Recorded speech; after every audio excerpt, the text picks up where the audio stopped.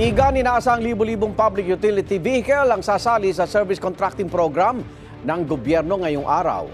Live mula sa Pasig, may unang balita si EJ Gomez. EJ.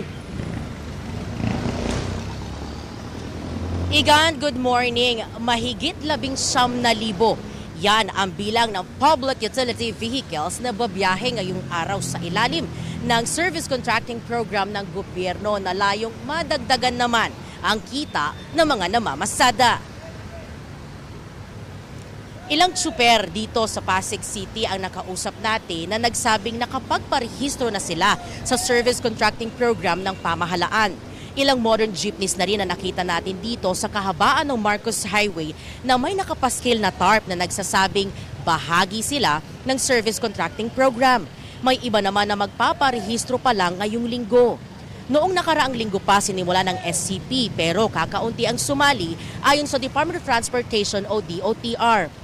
Sa tala ngayon ng DOTR, mahigit 19,000 na mga public utility vehicles o PUV sa buong bansa ang nakatakdang sumailalim sa SCP. Kabilang dyan ang mga traditional at modern jeepney at UV Express. Isasagawa ang SCP sa loob ng 2 hanggang 3 linggo kung saan babayaran ng pamahalaan ng 30 pesos kada kilometro ang mga traditional jeepney. 40 pesos naman kada kilometro para sa modern jeepneys at 100 pesos kada kilometro para sa mga bus. Babiyahe ang mga contracted drivers sa mahigit 800 high-density routes sa buong bansa. 545 dyan ay nasa Metro Manila, Cavite, Laguna at Rizal. Ang mga kalahok ay kailangan magbigay ng 20% discount sa mga pasahero at kailangan tumakbo ng hindi bababa sa 100 kilometers kada araw. Pero sabi ng ilang driver dahil mataas pa rin ang presyo ng diesel, hindi pa rin daw sapat ang kitang maiuuwi nila sa kanilang mga pamilya.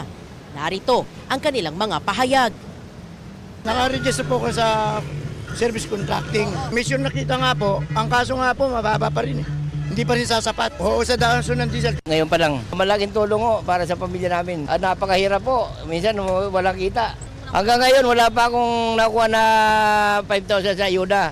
Pag nakapalista kami, paglista, walang pangalan. Yung iba nga, 3 bihis na nakapagpalista, hindi lumalabas yung pangalan nila. Parang lukuhan ang nangyayari. Hindi pa rin masasabi mataas ang kita.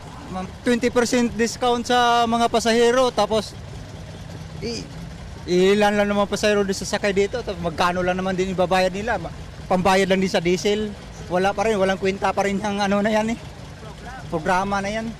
Ibaba talaga ang diesel. Yun lang talaga pinakamagandang paraan.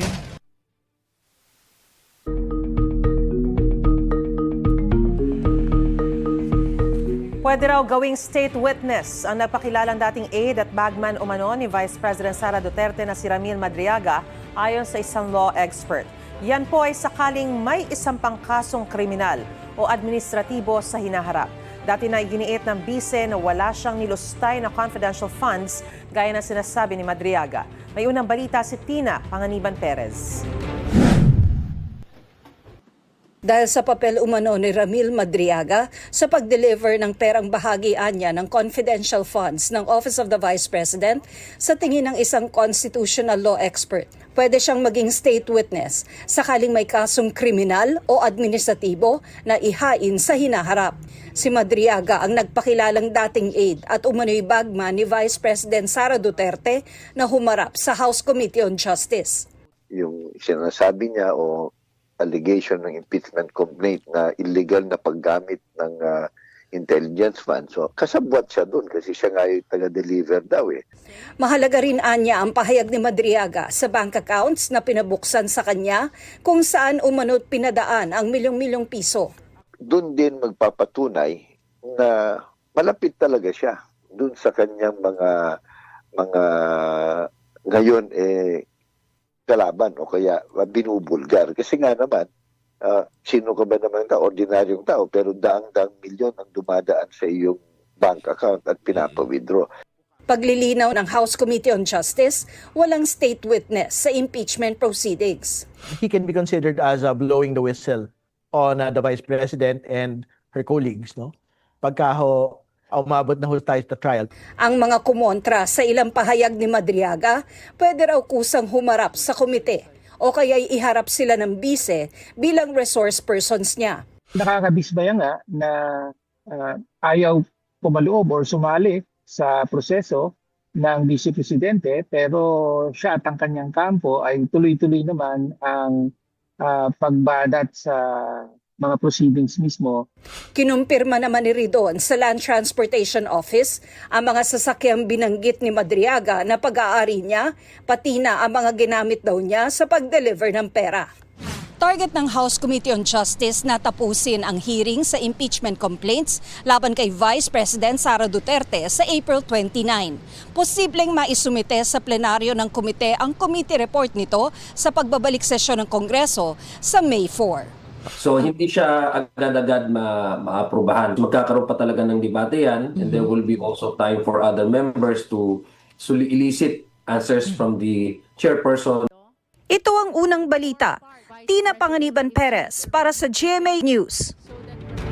Sinisikap ng Navotas LGU na mas mapabilis ang pag-apula sa nasusunog pa ring Navotas landfill.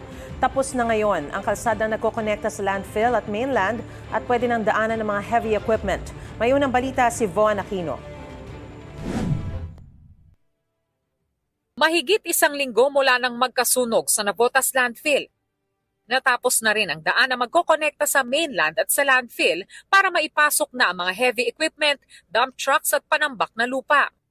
Yung papuntang Obando, medyo malakas pa rin papunta doon. Mas nabawasan naman yung mga apoy ngayon tsaka yung usok. Malaking difference. Ayon kay Navotas Mayor John Ray Tiangco, sinisikap nilang mas mapabilis ang operasyon para tuluyan ng maapula ang sunog. Ang ilang lokal na pamahalaan sa Metro Manila, pinag-iingat pa rin ang kanilang mga nasasakupan dahil sa unhealthy hanggang acutely unhealthy na kalidad ng hangin, batay sa pinakahuling datos ng DENR Air Quality Index. Ang ilang residente naman, naligo pa rin sa ilog sa tabi ng dike kahit bawal. Tanaw rito ang nasusunog na landfill at kapag umihip ang hangin patungo sa direksyon ng ilog, nalalangkap nila ang usok. Dito lang libre. Walang bayad. Pero hindi kayo natatakot tayo noon, laki nung Hindi, layo naman Layo.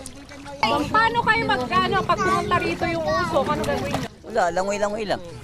Hindi rin alintana ng ilang mangingisda sa Dampalit Mega Dike ang peligrong hatid ng usok mula sa landfill. Naamoy din, pero hindi na gano. Yun lang. Hindi kayo natatakot sa kalusugan nyo? Minsan sanayan na lang siguro po. Itong unang balita, Von Aquino, GMA News.